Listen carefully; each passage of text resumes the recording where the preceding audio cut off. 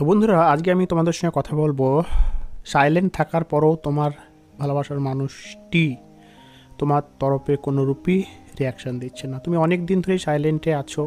Silence প্রক্রিয়ার মধ্যে থাকার পরও যে সেই মানুষটা নিজে থেকে তোমাকে ফোন SMS করছে না, এই জন্যই কিন্তু তোমার মনে এই প্রশ্নটি কাজ করছে যে আদতেও কি সাইলেন্ট থাকাটা কাজ করে, না শুধুমাত্র আমরা যারা এই টপিক রিলেটেড ভিডিও বানাই তারা শুধু বলেই থাকি। একটা কথা তোমাদেরকে বলি, সাইলেন্ট প্রক্রিয়া অবশ্যই কাজ করে। কেননা তুমি যখন সাইলেন্ট হয়ে যাবে তখন সামনেকার মানুষটার ওপরে একটা ইফেক্ট পড়বে। এটা যে শুধু তুমি সাইলেন্ট হয়ে গেলেই সামনেকার মানুষটার ওপর পড়বে তা কিন্তু না। তোমার ভালোবাসার মানুষটাও যদি তোমার সঙ্গে প্রত্যহ কথা বলতে বলতে হঠাৎ করে সে মানুষটা চুপ হয়ে যায়, তোমার সঙ্গে কয়েকদিন কথা না বলে, তোমার কেমন হবে একটু ভাবো তো। বা এমনও হতে পারে তোমার ভালোবাসার মানুষটার সঙ্গে তোমার সম্পর্কের মাঝে ছোটোখাটো ঝামেলা হচ্ছে, সে মানুষটা বারবার তোমাকে মানানোর চেষ্টা করছে, বোঝানোর চেষ্টা করছে, তুমি বুঝছো না, কিছুতেই বুঝছো না। কেননা সে হয়তো ছোটোখাটো কোনো ভুল করেছে, দোষ করেছে, এই দোষের জন্য তোমার মনে প্রচণ্ড রাগ অভিমান কাজ করছে এই মুহূর্তে। দেন সে মানুষটার বলা কথা শোনার মতো বর্তমানে তোমার মধ্যে কোনো ইচ্ছেই নেই। সে মানুষটা তোমাকে এত বোঝানোর চেষ্টা করেছে যে তুমি তার কথাতে কোনো রূপই সায় দেওনি। ফাইনালি সে মানুষটা একটা সময় পর চুপ হয়ে গেছে। তুমি বলো, তার চুপ হয়ে যাওয়াতে তোমার ওপর কি ইফেক্ট পড়বে? না, আমি বললাম গ্যারান্টি পড়বে। কেননা মানছি যে সে মানুষটা ছোটোখাটো দোষ ছিল, সে মানানোর তোমাকে চেষ্টা করেছে, সে তো নিজের ভুল স্বীকার গিয়েছে, তোমাকে বোঝানোর চেষ্টা করেছে। তারপরও সেই মুহূর্তে তোমার অতিরিক্ত খারাপ লাগার কারণে অভিমানের রাগে সে মানুষটার সঙ্গে কথা বলেনি। কিন্তু সে মানুষটার চেষ্টা তো করছিল। এখন যখন সে মানুষটা হঠাৎই চেষ্টা ছেড়ে দিয়েছে, চুপ হয়ে গিয়েছে, তখন কিন্তু তুমি ভাবতে বাধ্য হবে যে আমি ওই মুহূর্তে অতটা না রেগে থেকে তার কথাগুলো শুনলেও পারতাম। অনুরূপভাবে তোমাদের সম্পর্কের মাঝে যাই হোক না কেন, ব্রেকআপ হয়ে যাক, ঝগড়া ঝামেলা, মান অভিমান, কথা বলা বলি বন্ধ বা অন্য অন্য সমস্যা, যে কোনো কারণবশত তুমি সে মানুষটার ওপরে সাইলেন্ট হয়ে গিয়েছো, সে মানুষ তার দোষের কারণেই হোক বা তোমাদের সম্পর্কটার কোনো সমস্যার কারণেই হোক, বা সে মানুষটা তোমাকে ইম্পর্টেন্ট দেয় না, বা ব্রেকআপ হয়ে গেছে, দেন তুমি তোমার তরফ থেকে সে মানুষটাকে ফেরানোর চেষ্টা করে ব্যর্থ হয়েছো, সব মিলিয়ে বর্তমান সম্পর্কটার মাঝে একটা সাইলেন্ট প্রক্রিয়ার মাঝে তুমি রয়েছো। দেন সে মানুষটার তরফ থেকে তুমি কোনো রিয়াকশান পাচ্ছ না। তখন তুমি এটা ভাবতে বাধ্য হচ্ছে যে আদতেও কি সাইলেন্ট প্রক্রিয়া কাজ করে, না শুধু এই বিষয়ে আমরা শুধু ভিডিওই বানাই, আমরা অর্থে আমাদের কথা বলেছি। তোমার ভাবনাটা একদম ঠিক না। আমি এই বিষয়ের উপরে তোমাকে বলবো আজকের এই ভিডিওতে, যারা এই টপিক রিলেটেড আমাকে প্রশ্ন করেছো। ভিডিওটি দেখতে থাকো, কারণ এই ভিডিও তোমাদেরকে অনেকটাই জ্ঞান অর্জন করবে, এই বিষয়ে সম্পূর্ণ আমি আশাবাদী।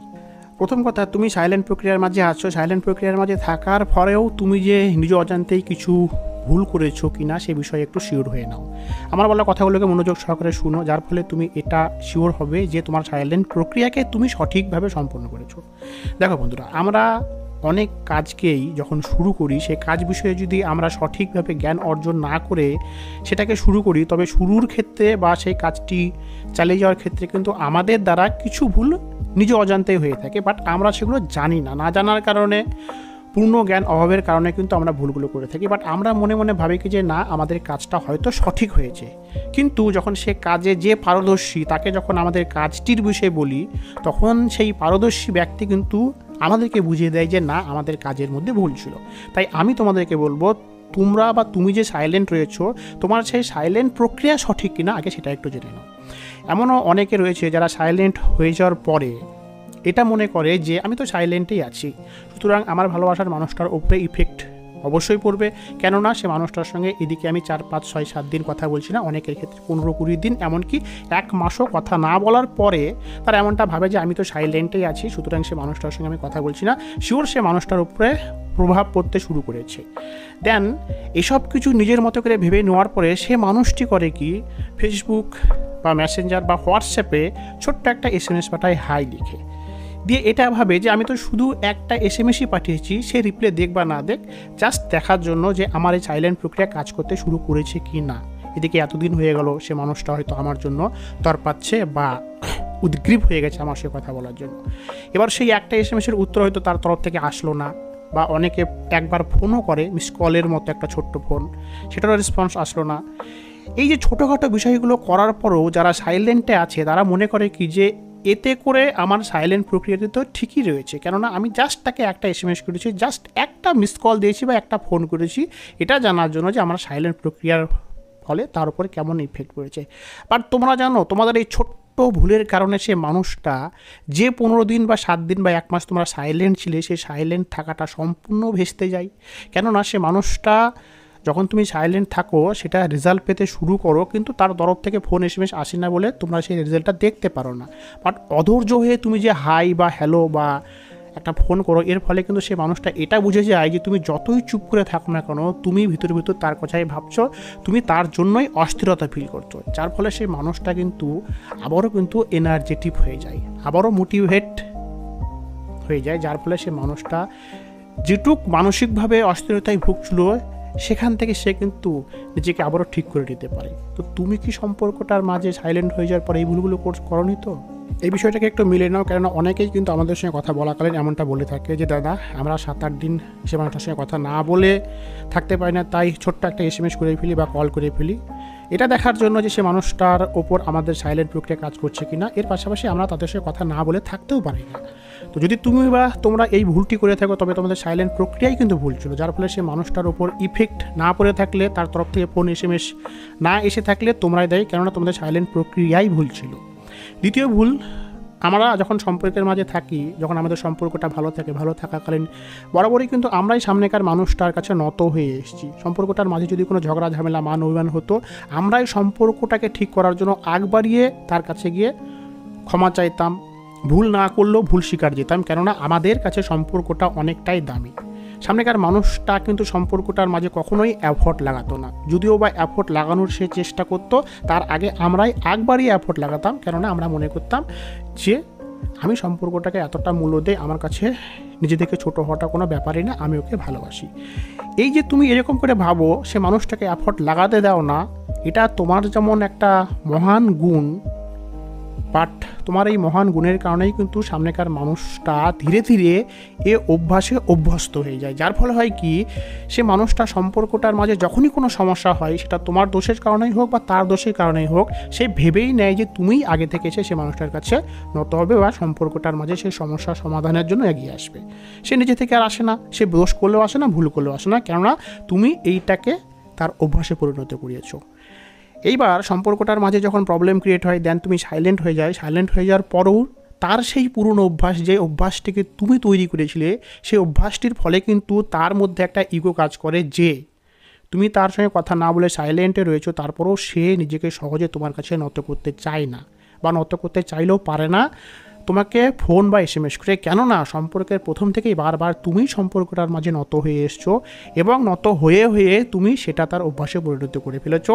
আর যখন তুমি সম্পর্কটার মাঝে কোনো বিষয়ের কারণে সাইলেন্ট হয়ে গেছো, সে মানুষটা চাইলেও তোমাকে আগ বাড়িয়ে ফোন বা এসএমএস করতে পারছে না, কেননা এটা তার ইগোতে বাঁধছে, আর এই ইগোতে বাঁধার জন্য তুমিই দায়ী। তুমি বারবার নিজে থেকে সম্পর্কটার মাঝে এফোর্ট লাগিয়ে নত হয়ে সে মানুষটার মধ্যে এই বদ অভ্যাসটা জন্ম দিয়েছো। এই কারণের জন্য অনেকের ক্ষেত্রে সাইলেন্ট হয়ে যাওয়ার পরও সামনেকার মানুষটা এজন্যই কল এসএমএস করে না, তার কারণই হচ্ছে যে সম্পর্কটার মাঝে বারবার তুমি নত হয়েছো, তুমি ভুল করলেও তুমি ভুল স্বীকার করেছো, না ভুল করলেও তুমি ভুল স্বীকার করেছো, যেটা তার অভ্যাসে পরিণত হচ্ছে, তাই তুমি সাইলেন্ট হয়ে গেছো। সে চাইলেও তার ইগো তাকে বাধা সৃষ্টি করছে, আর এর জন্য তুমি দেয়। এবার একটু মিলে দেখো তোমার সম্পর্কটার মাঝে তুমি এমন করেছো কি না। আচ্ছা, এই দুটো ভুলকে একটু মিলে নাও। যদি এই দুটো ভুল তোমরা করে থাকো, তবে তোমার সম্পর্কের মাঝে সাইলেন্ট থাকার পরেও যদি তার তরফ থেকে ফোন এসএমএস না এসে থাকে, তবে তুমি ধরে নিবা যে তোমার সাইলেন্ট প্রক্রিয়া সঠিকভাবে তুমি সম্পূর্ণ করতে পারোনি, যার ফলেই তুমি রেজাল্ট পাওনি।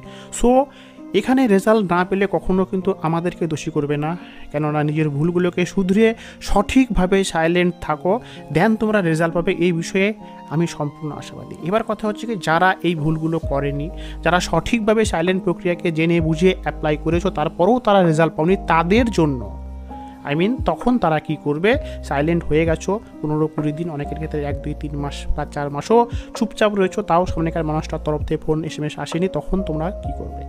এক্ষেত্রে তোমাদেরকে বলি, যখন তোমরা অলরেডি সঠিকভাবে সাইলেন্ট প্রক্রিয়াকে ফলো করার পরও তার তরফ থেকে ফোন এসএমএস আসেনি, আর এখানে যেহেতু তোমাদের নিডটা বেশি, নিড অর্থে তোমাদেরই প্রয়োজনটা বেশি সামনেকার মানুষটার সঙ্গে যোগাযোগ করার, সামনেকার মানুষটা তোমাদের তরফে প্রয়োজনটা কম, তার জন্যই কিন্তু সে মানুষটা এতদিন অবধি সাইলেন্ট থাকার পরও ফোন এসএমএস করেনি।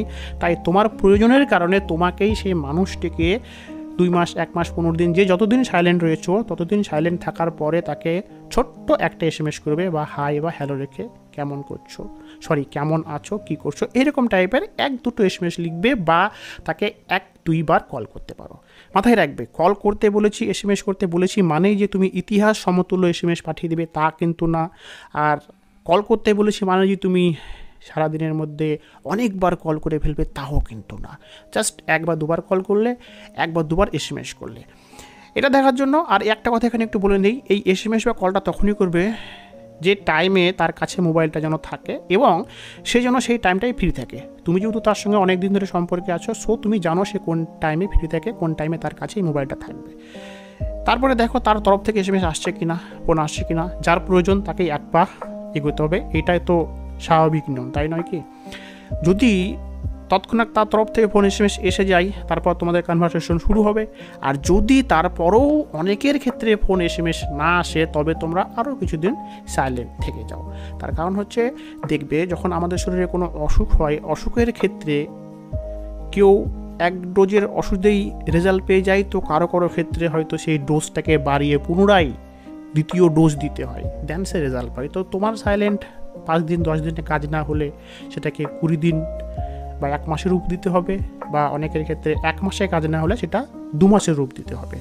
দেন যদি তার তরফ থেকে ফোন এসএমএস না আসে, তো আবারও কন্টিনিউ সাইলেন্ট প্রক্রিয়াকে চালিয়ে যাও। বেশিরভাগ ক্ষেত্রেই রেজাল্ট পজিটিভই হয়, খুব কম সংখ্যক নেগেটিভ রেজাল্ট হয়। তো আশা করি ভিডিও তোমাদের ভালো লেগেছে। ভিডিও সম্পর্কে তোমরা তোমাদের মন্তব্য কমেন্ট সেকশনে তুলে ধরো। ভালো থাকো।